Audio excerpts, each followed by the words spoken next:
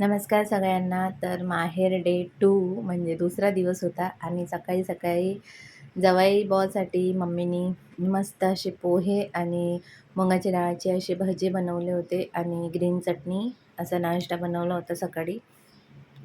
मस्त छान असं आम्ही पोटभर नाश्ता केला.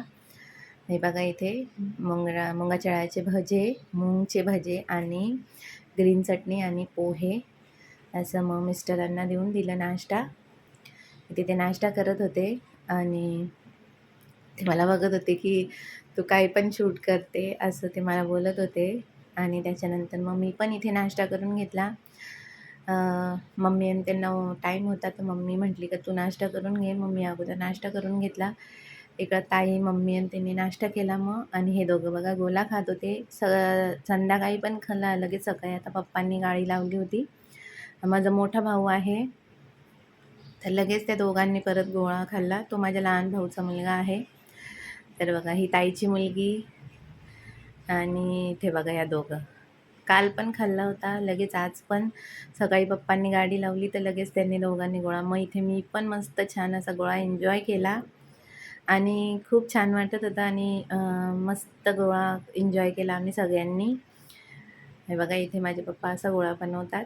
मी म्हटलं तुम्हाला दाखवू. आणि ना माझे पप्पा ना प्युअर साखरेच्या पाकीचे कलर्स बनवतात.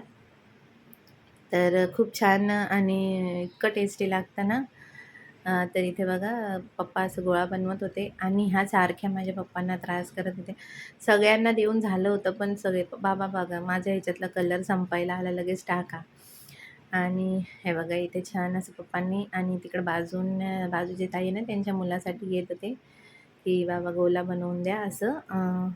मग आम्ही मस्त गोला एन्जॉय केला. त्याच्यानंतर आवरलं आणि आता मी निघाली आहे ताईच्या घरी जायला, ताई आणि जीजूला भेटायला.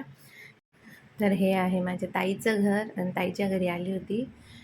ताई पण आवरत होती आमच्यासोबत निघायला. तर मी म्हटलं तू पण चल. तिचं आवरून झालं होतं घरचं.